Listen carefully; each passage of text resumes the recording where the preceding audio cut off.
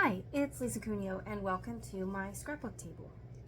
Today's layout is for the Iron Crafter Challenge for May, and this month our secret ingredient to use is brads or buttons, beads, sequins, yeah, these things, sequins, or any of those. So I'm not sure if I'm going to go with brads or the sequins, but I have them both out here. I have this photograph, and this page is going to be the first page, like the introduction page to an album that I have already done about memories, family memories from my childhood or stories that I was told about earlier times.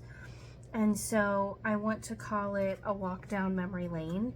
So I have this photograph. This was actually taken at Stan Hewitt Hall, which is a gorgeous mansion that you can tour in Akron. And this is an alley that is created by these birch trees, and it's a beautiful place. I did do some editing to get the color like this so that it went better with my picture. First I was going to do black and white, and that just didn't seem right. Even though there's black and white on here, it just didn't look right. So this is what I've come up with. I'm going to mat it on this piece from 49 and Market. And I think what I'm going to do is use my X-Acto knife to cut out around the flowers. And these leaves, I don't know that I'll do these tiny leaves, and a little bit of this camera and tripod, because then I want to tuck this in among those things. And the only place I have seen this done is Kelsey Cherry. She has a channel here on YouTube. She hasn't been scrapbooking and sharing layouts lately, but I saw it a long time ago, and I have used it one other time, and I decided it would be just right for this. So I have a new blade on the X-Acto knife, and I'm going to go ahead and do some trimming here. And once that's all done, I will be back to finish with sped up and some voiceover and show you how I'm going to, there's not going to be much embellishment because, I mean, look at the paper. So, but I'll be back shortly. So here I have done all the cutting with the X-Acto knife, and I am fitting the photograph in there. There was one little piece that I was having trouble getting it tucked right, but I used my scissors and lifted it up, and that worked just fine. Also, I fussy cut some flowers from like the packaging, and I backed them with some dimensional adhesive. I'm not sure what company it's from. It's little squares. I'm trying to get them used up. And I just put some on the backs of these flowers, added a little bit of liquid glue to help them stick.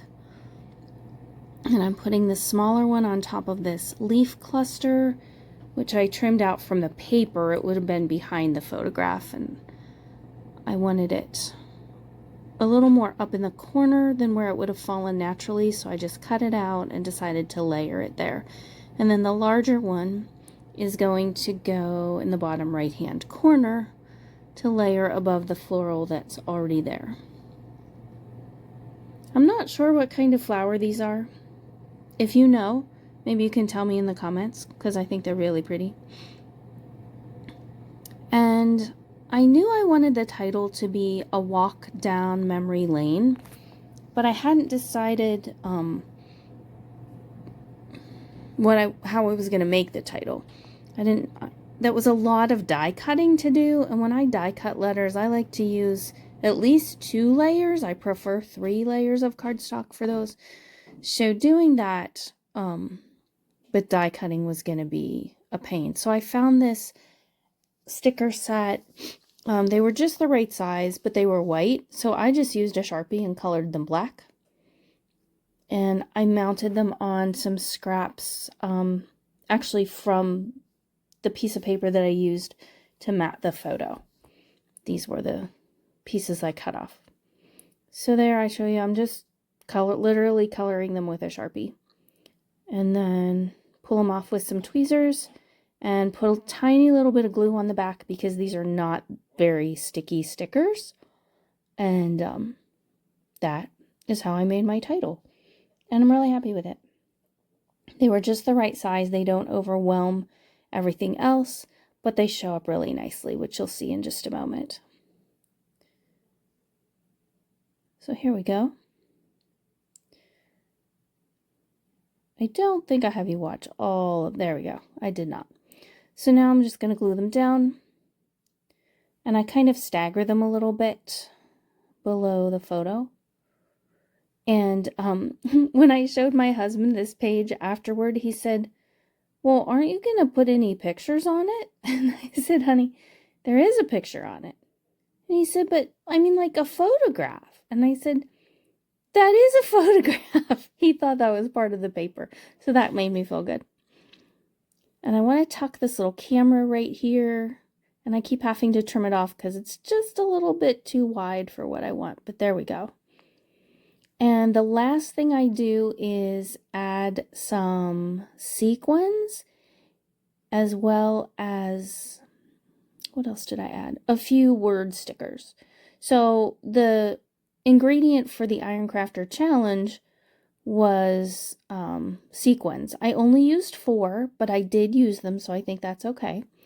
Then I had done some journaling in a little box there, but it wasn't the way I finished the journaling.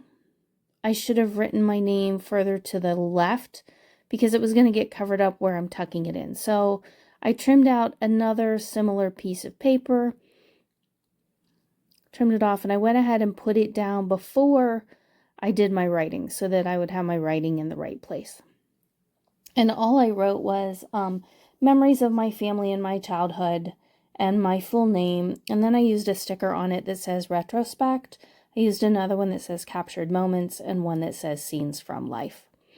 This is actually going to be, and maybe I already said this, the first page in an album that's already done, full of memories, old photographs that I brought from my mom's home after she passed away. I am the keeper of family photos, and so some of these stories are stories that have been told to me, and some of them are my own stories. So here's where I was deciding. I had 2 different colors of sequins out. I decided on the silver, and I just put one in each of the camera lenses. And I thought that was a great way to use sequins for this challenge. I like them there. I didn't want this to have a lot of sparkle and bling, but that was just what this needed to finish it off nicely. There are still shots coming up in a moment. I'm grateful that you're here. I hope you enjoy the video. If you're new to my channel, welcome. I'm so glad you've watched. I hope you'll subscribe and hit the like button. If you have comments or questions, or again, if you know what kind of flowers those are in the paper, I hope you'll tell me. Please be sure to check out Ginger's Corner and the whole kit and caboodle hop that is happening all month long in May. Here are the still shots.